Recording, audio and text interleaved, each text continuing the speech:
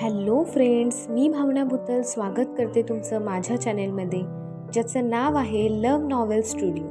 चला तर मग स्टोरीला सुरुवात करूया. पण त्याआधी चॅनेलला सबस्क्राईब केलं नसेल तर सबस्क्राईब करा आणि बेल आयकनवर क्लिक करा. कथेचं नाव आहे मिस्टर सोलमेट, मी फक्त तुझीच. लेखिका भावना भुतल, व्हिडिओ एडिटर सोनाली जाधव, स्वर शिखा भुतल. मिस्टर सोलमेट भाग 73. युगप्रो फोनच नाही उचलत आहे. क्रिश नाराज होतच म्हणाला, फोन उचलत नाही. डॉक्टर विकल्पने गंभीर होतच म्हटलं आणि स्वतःच्या मोबाईलवरून युगला फोन फिरवला. मोबाईल खूप वेळ रिंग होत होता, पण युगने त्याचा सुद्धा फोन उचलला नाही. आता पुढे. डॉक्टर विकल्पला त्याची थोडी काळजी वाटायला लागली होती, कारण युगला होणारा त्रास त्याने स्वतःच्या डोळ्यांनी पाहिला होता. युगला काही झालं तरी नसेल ना, पण अभिमन्यू सोबत असणार बोललेला तो. स्वतःच्याच मनाला प्रश्न करायला डॉक्टर विकल्पने सुरुवात केली. कामात असणार ते, नका डिस्टर्ब करू त्यांना, अबिरा म्हणाली. तसं तिचं म्हणणं सुद्धा बरोबरच होतं. युगने तिला तेच सांगितलं होतं. कामात कसलं व्यस्त असणार तू, मला कामाला लावेल तू असं बोललीस तर ते ठीक राहील. डॉक्टर विकल्प पुटपुटला. काय बोलले तुम्ही, मला कामाला लावणार म्हणजे? अभिराच्या तीक्ष्ण कानांपासून डॉक्टर विकल्पचं बोलणं रपून राहिलं नव्हतं. नजर बारीक करतच तिने डॉक्टर विकल्पला प्रश्न केला, पण डॉक्टर विकल्पने तिचा प्रश्न ऐकून न ऐकल्यासारखा केला. खूप वेळ फोनवरून रिंग ऐकू येत होती. युग आता पण फोन नाही उचलणार असं डॉक्टर विकल्पला वाटू लागलं. तू फोन कट करायला जाणार, पण त्याआधीच युगने फोन उचलला. मी नुकताच झोपलेलो यार, झोपमोड केलीस तू माझी.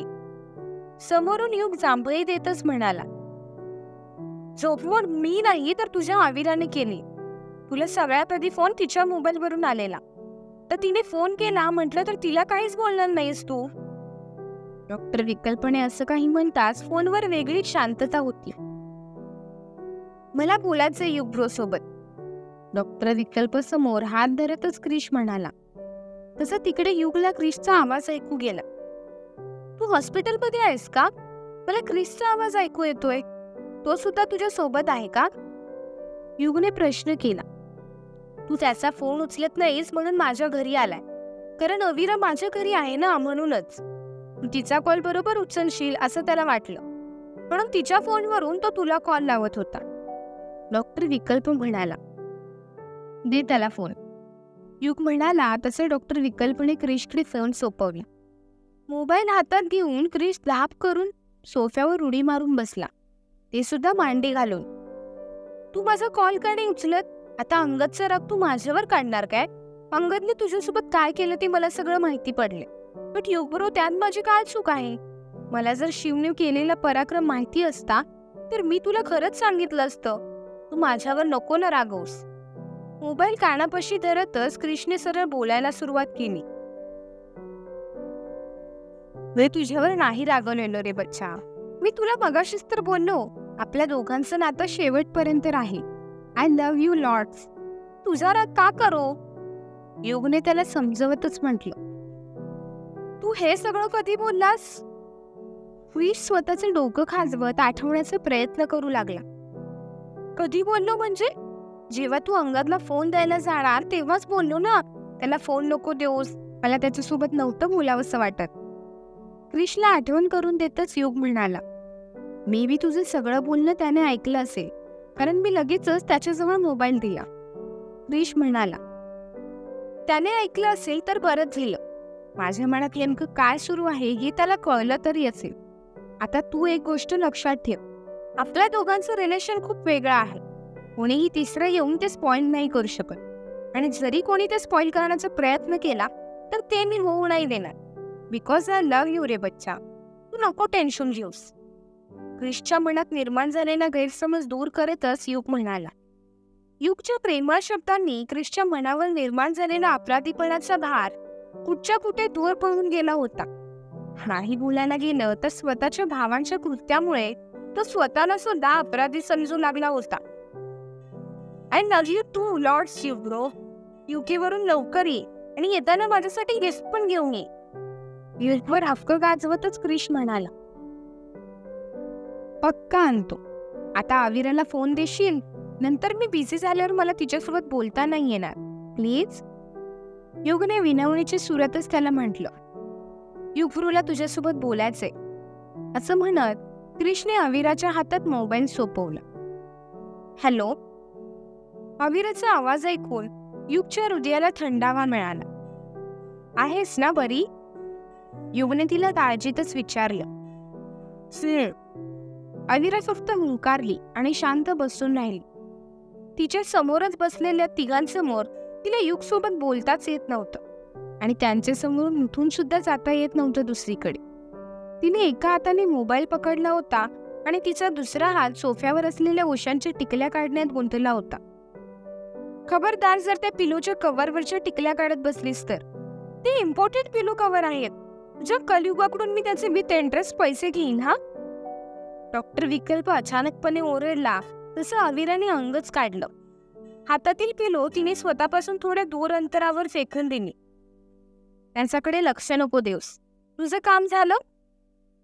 युगने विचारलं. थोडा वेळ तर युग कसल्या कामाबद्दल बोलतोय हेच आविराला कळलं नाही. कोणतं काम? आविराने विचारलं. ज्या कामासाठी तू सकाळी पैसे घेतलेलेस ते काम ग स्वीटहार्ट. युग तिला आठवण करून देतच म्हणाला. ते काम तर सकाळीच झालं, आविरा म्हणाली. त्यानंतर फोनवर वेगळीच शांतता होती. ऐक ना, वीकला फोन देतेस का जरा? युगच्या आवाजात हलकीशी वेदना आविराला जाणवली. तुम्ही आजारी आहात का? आविराने काळजी करतच युगला प्रश्न केला. नाही ग स्वीटहार्ट, तू वीकला फोन दे, माझं काम आहे त्याच्याकडे. युग म्हणाला तसा आविराने डॉक्टर विकल्पकडे मोबाईल सोपवला. तिघांपासून थोडं दूर जातच डॉक्टर विकल्प युगसोबत बोलत होता. दुरूनच आविरा आणि इतर दोघे डॉक्टर विकल्पच्या चेहऱ्यावरून चिंतित भाव बघत होते. आविराचं तर दाताने नख कुरतडण्याचं काम सुरू होतं. युगसोबत बोलला आटोपून डॉक्टर विकल्प पुन्हा त्या तिघात येऊन बसला. ते ठीक आहेत ना? युगच्या काळजीनेच आविराने डॉक्टर विकल्पाला विचारलं. हा, मला दाल खिचडी खावीशी वाटतेय. तुला दाल खिचडी बनवता येते? डॉक्टर विकल्पने आविरेला प्रश्न केला. मसाला दाल खिचडी, पालक दाल खिचडी, तडका दाल खिचडी, पंजाबी दाल खिचडी, मक्खन दाल खिचडी आणि प्लेन दाल खिचडी. कोणत्या टाईपची दाल खिचडी बनवू? एखाद्या शेफप्रमाणे आविराने डॉक्टर विकल्पला प्रश्न केला. पेशंटवाली दाल खिचडी बनवता येते का तुला? डॉक्टर विकल्पच्या प्रश्नावर आविराने लगेच हो म्हणून मान डोलवली. मग ती बनव. तिखट अजिबात नको, मीठ चवीपेक्षा एकदम कमी. डॉक्टर विकल्प सूचना देऊ लागला. आजारी कोण आहे? तिघांनी एकत्रच त्याला प्रश्न केला. तेव्हा डॉक्टर विकल्पने स्वतःकडे इशारा करतच म्हटलं, मी स्वतः. काय होतंय तुम्हाला? आविराने काळजीतच विचारले. आधी दाल खिचडी बनवून आण, मग सांगतो, डॉक्टर विकल्प म्हणाला. ते किचनमध्ये कुठे काय ठेवलं ते मला कसं कळणार? आविराने असा प्रश्न करताच डॉक्टर विकल्पने समीर आणि क्रिशवर नजर टाकली. हे दोघं कशाला आहेत? त्यांची मदत घे. अर्ध्या तासात काहीही करून खिचडी बनवून दे. मला निघायचं आहे इथून. किचनच्या ट्रॉलीमध्ये डब्बा असेल, त्या डब्यात भरून दे. मी क्लिनिकमध्ये जाऊन खाईल. थोडी जास्तच दे. 2 माणसांना पुरेल अशी. फ्रीझरमध्ये फ्रुट्स असतील, त्याचा ज्यूस सुद्धा बनवलास तर बेटर होईल. सॉरी, मी तुला ही सगळी कामं सांगतोय, बट माझ्याकडे दुसरं ऑप्शन नाहीये. हे सगळं हॉटेलमधून ऑर्डर केलं असतं मी, बट प्रश्न हायजीनचा आहे. आता तुम्ही तिघं माझ्याकडे बघत बसू नका, लवकर कामाला लागा, डॉक्टर विकल्प म्हणाला आणि निघून गेला. तो गेला तसं त्या तिघांनी एकमेकांकडे बघत डोळ्यांनीच इशारा करत काय असं म्हटलं आणि तिघांनी एकत्रच किचनमध्ये धाव घेतली. रात्री साधारण 11च्या दरम्यान रियांश, विक्रांत आणि शिवांश तिघेही बारमध्ये बसून होते.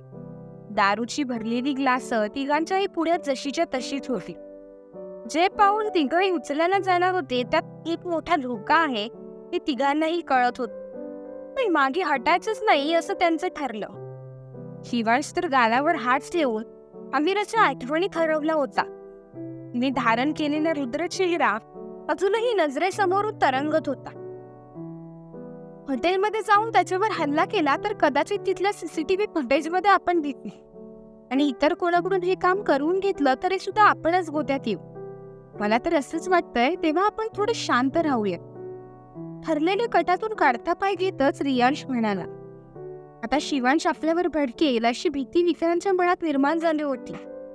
शिवांशच्या चेहऱ्यावरील हावभाव दोघेही भाऊ वाचू लागले. शिवांश निर्विकार चेहरा करून बसला होता.